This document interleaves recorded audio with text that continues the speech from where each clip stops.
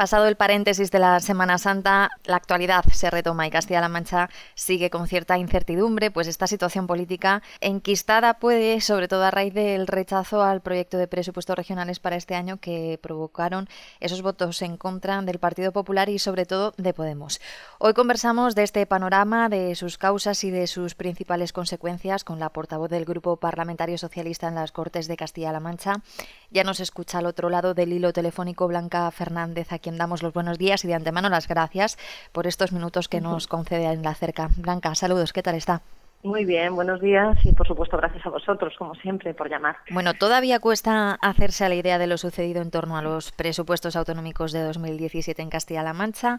¿En algún momento tuvieron en el seno del Grupo Socialista una mínima sospecha de que lo que acabó pasando iba a suceder? No, en ningún caso. Además, hemos podido leer las declaraciones del portavoz de David Llorente en un artículo que ha escrito que la decisión a él mismo se le comunicó una hora antes de la votación. Por tanto, es claro que se refuerzan nuestras tesis, ¿no?, de que fue una decisión precipitada, que no se consensuó, lógicamente, ni con esa asamblea ciudadana, ni con el círculo, ni con consejo ciudadano, ni con nadie, y que fue una decisión probablemente tomada en despacho y con precipitación, pues no sabemos todavía muy bien las razones, porque las que ahora se dan son peregrinas y no tienen nada que ver con la realidad de lo que se negoció durante meses con Podemos, ¿verdad? Este gobierno ha negociado hasta la extenuación, el Grupo Parlamentario Socialista también, y con toda la lealtad, y no se entendió esa decisión de última hora y sin avisar, porque lo que estaba en juego y lo que está en juego es mucho más que la posición estratégica de Podemos, del PSOE o del PP.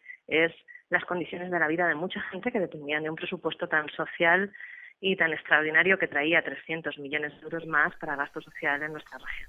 Incidiendo un poco más en este artículo que usted ha mencionado del diputado regional de Podemos, David Llorente, este ha calificado ese rechazo al presupuesto autonómico de 2017 como un fracaso político compartido y además ha pedido hacer autocrítica en el seno de Podemos y abrir una renegociación con el PSOE de ese presupuesto regional, que ha dicho que se debe centrar en las enmiendas parciales sobre las que hay importantes discrepancias, y ha pedido 4 acuerdos básicos que se referirían a sanidad y servicios sociales, educación y cultura, agricultura y medio ambiente y contra la violencia machista. Ustedes ya han manifestado estos días que ahora costaría mucho fiarse de Podemos, pero ante una petición de renegociación con el Grupo Socialista, ¿cabría esa posibilidad de sentarse nuevamente a trabajar? El problema es la desconfianza, ¿no? Es verdad que, lógicamente, el Gobierno y el Grupo Parlamentario Socialista lo que queremos es que las cosas funcionen y salgan adelante. Lo que pasa es que yo entiendo que David Llorente ha sido sincero en decirnos a todos, ¿no?, lo que ya sabíamos, que es una decisión que se tomó una hora antes, básicamente, y que nadie conocía.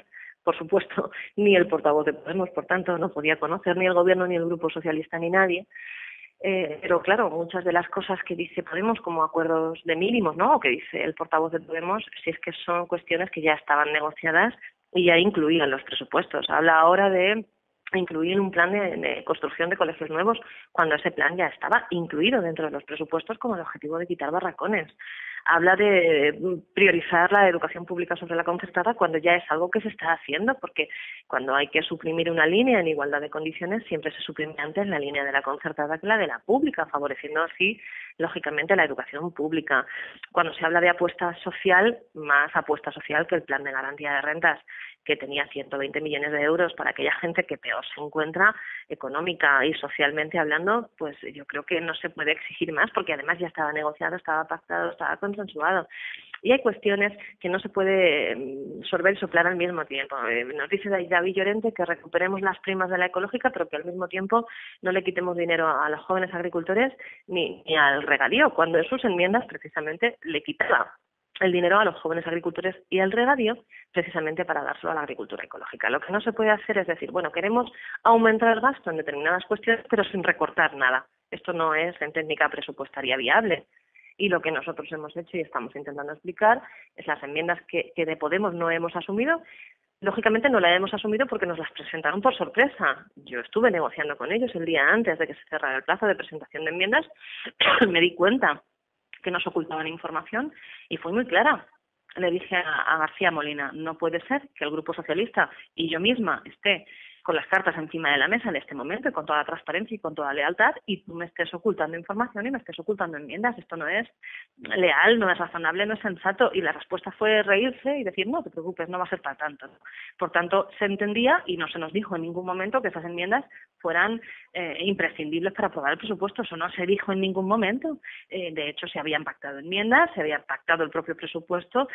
Le quiero decir que esto no hay quien lo entienda. Yo creo que Podemos lo que está haciendo es intentar buscar un relato ahora para explicar su voto, pero en definitiva es buscar un relato y buscar una serie de excusas que no se corresponden con la realidad, porque este presupuesto apostaba por los jóvenes agricultores, apostaba por el regadío, apostaba por la agricultura ecológica, cuando es la comunidad autónoma que más dinero destina a este tipo de agricultura de toda España. Le destinaba más dinero a la sanidad pública, más dinero a la educación pública, más dinero a los servicios sociales, en definitiva, más dinero a lo que nos hemos comprometido desde un principio, que es a la reconstrucción de Castilla y La Mancha y a la reconstrucción de sus servicios públicos. Por tanto, yo creo que Podemos lo que se está dando cuenta ahora es el error que cometió, y desde luego un error nada democrático, como hemos visto, ¿no? Ha señalado que entiende que ahora en estos días desde Podemos están intentando buscar un argumento, un discurso, que es el que quieren explicar a la gente. De ese discurso que están forjando en estas últimas jornadas, ¿a ustedes qué es lo que más les choca o qué cuestiones son las que menos comparten? Pues a mí lo que más me indigna, no digo que le choque, sino que me indigna precisamente porque fui quien se reunió con Podemos para ver las enmiendas, es que ahora nos digan que eran imprescindibles, cuando en ningún caso. En ningún caso. Es decir, las enmiendas que eran imprescindibles las habíamos negociado, nuestra posición de voto se fundamentó precisamente en esas negociaciones previas. A lo largo de las semanas que duró la tramitación de los presupuestos y de las propias enmiendas, no se nos dijo de ninguna manera que fueran imprescindibles, y es más, para corroborar lo que digo, no solo leer el artículo del portavoz de Podemos, sino además mirar que en comisión una semana antes se aprobaron los presupuestos. Se aprobaron los presupuestos exactamente con las mismas enmiendas aprobadas que finalmente en el Pleno, que realmente donde se sustancia la posición de un grupo parlamentario es en comisión.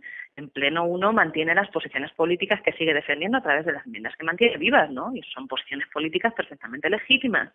Pero habían votado que sí los presupuestos, y como no había habido avisos previos de ningún tipo, era inexplicable, fue inexplicable lo que pasó en el Pleno, y de hecho la cara de sorpresa de todo el mundo, del presidente de las Cortes, del PP, del PSOE, de todo el mundo, era pues un poema, y era evidente que era una sorpresa que nadie podía prever. Por tanto, es ahora buscar excusas y buscar relato para intentar explicar el por qué se ha hecho tanto daño a tanta gente que dependía de estos presupuestos. Es que cuando se habla desde Podemos que quieren reducir las derivaciones, cuando ya se han reducido las derivaciones en el sistema sanitario a un tercio de lo que había.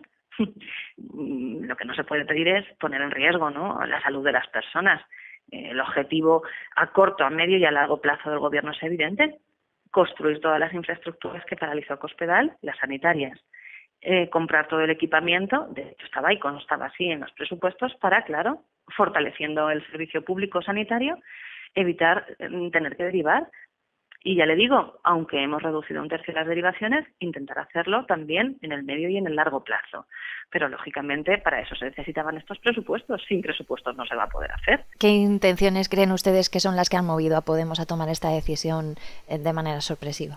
Bueno, yo creo que probablemente al verse descubiertos, ¿no?, en algunas de las enmiendas que suponían recortes muy duros a la cultura e incluso a los recursos sociosanitarios de la Fundación Sociosanitaria, y ver la reacción de los colectivos, ver a la ciudadanía protestando, ver a los sindicatos y a los trabajadores llamando a Podemos para que por favor retiraran esas enmiendas que suponían el despido de mucha gente, ¿no?, y cerrar incluso algún museo. Yo creo que esa reacción ciudadana, ese ejercicio de transparencia también por parte del Gobierno, de informar a los colectivos de las consecuencias de determinadas enmiendas de Podemos que hubieran salido apoyadas con el apoyo del PP, aprobadas con el apoyo del PP, fíjese de lo que estamos hablando, ha sido finalmente quizá un ataque de soberbia. En mi opinión, es subjetivo lo que digo, no tengo pruebas, más allá de que cuando el José García Molina, que es el presidente, ¿no?, del grupo parlamentario, nos acusa de técnicas mafiosas, y precisamente se refiere a que, bueno, pues los trabajadores afectados por sus enmiendas o los sindicatos les han llamado y les han intentado hacer cambiar su posición política. Bueno, pues eso ahora es mafia, y eso ahora son técnicas mafiosas y presiones. Y yo les digo, no, es ciudadanía. Es la misma ciudadanía que se movilizaba con camisetas verdes para defender la educación pública, pues ahora se han movilizado para defender la cultura o para defender los servicios sociales. Entonces, no se puede utilizar este discurso por parte de Podemos, que además les falta el respeto a la ciudadanía que suponíamos todos que venían a defender, ¿no? Estos días hemos escuchado a Fernández Vaquero llamar a la calma de alguna manera, asegurar también que no hay razones para un adelanto electoral y que se puede funcionar con los presupuestos prorrogados de 2016, pero ¿hay motivos para que la gente se preocupe de algún modo?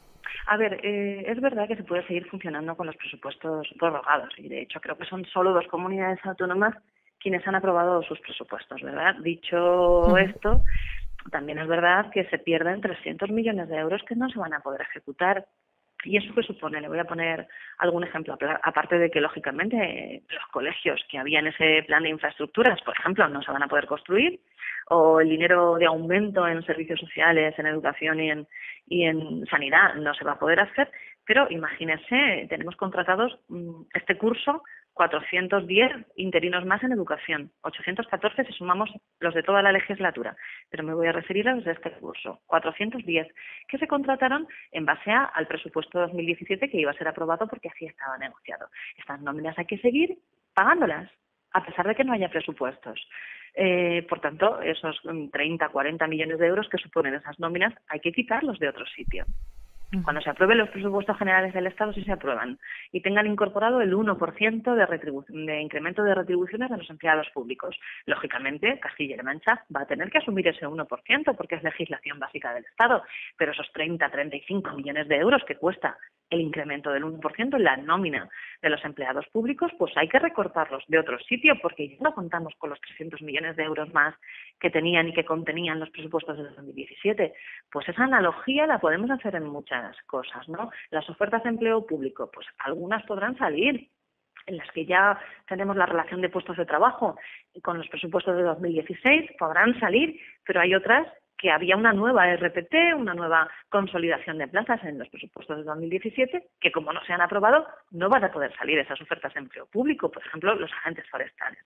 Quiero decir que hay muchas cuestiones, como el programa de prevención de cáncer de mama que se iba a implementar a decenas de miles de mujeres, o como el propio plan de prevención del cáncer de colon que se iba a implementar a decenas de miles de personas, pues son planes que sufren un año de retraso. ¿Se cae el mundo? ¿Se cae Castilla-La Mancha? Lógicamente no, pero hay mucha gente con muchas expectativas reales sobre un presupuesto que era objetivamente muy bueno, que se van a caer si lo queremos cuantificar, por importe de 300 millones de euros. Por lo tanto, a raíz de su argumentación, interpreto que se diluye muchísimo la posibilidad de que pueda existir un acuerdo que lleve a unos presupuestos para este año, sino que hablamos ya casi con total seguridad de prorrogar durante todo 2017 las cuentas de 2016. Están prorrogados, efectivamente. Saben ustedes que tenemos de plazo hasta junio para meter un nuevo borrador de presupuestos en las Cortes. Pero lógicamente esto que nos pide desde Podemos, que sea un trámite muy rápido y que se debatan solo las enmiendas, no, es que se tiene que volver a iniciar todo de nuevo. Por tanto, nosotros podemos negociar sobre la base de este presupuesto, del que existe, del que ya habíamos negociado. Ahora, porque Podemos cambiar de opinión en el último minuto, exactamente no sabemos qué es lo que quieren cambiar, porque claro, una cosa es la que se dice y otra cosa es la realidad. Ya le digo, le he puesto como ejemplo, el portavoz del Grupo Parlamentario Podemos, David Llorente, nos decía, bueno, es que vamos a poner como condición un plan de construcción de colegios, pero si ya venía contenido en esos presupuestos, no lo ponga usted como condición, si es que esa es una condición que se ha puesto el Gobierno a sí mismo y ya estaba contenido dentro de los propios presupuestos. Le pongo como condición al Gobierno reducir las derivaciones sanitarias, pero si ya se habían reducido y además en estos presupuestos constaban la construcción de infraestructuras y de equipamiento necesario para seguir reduciéndolas. No me diga usted que me pone esa condición porque esa condición ya la había puesto el propio Gobierno en el borrador de presupuestos. Le quiero decir que, bueno, más allá de brindis al sol y que yo entiendo que Podemos tenga que buscar ahora el discurso para que su gente no les diga, oigan, nos han dejado colgados y encima no lo han consultado, ¿no? Tan democráticos como se supone que eran, pues no han consultado con nadie.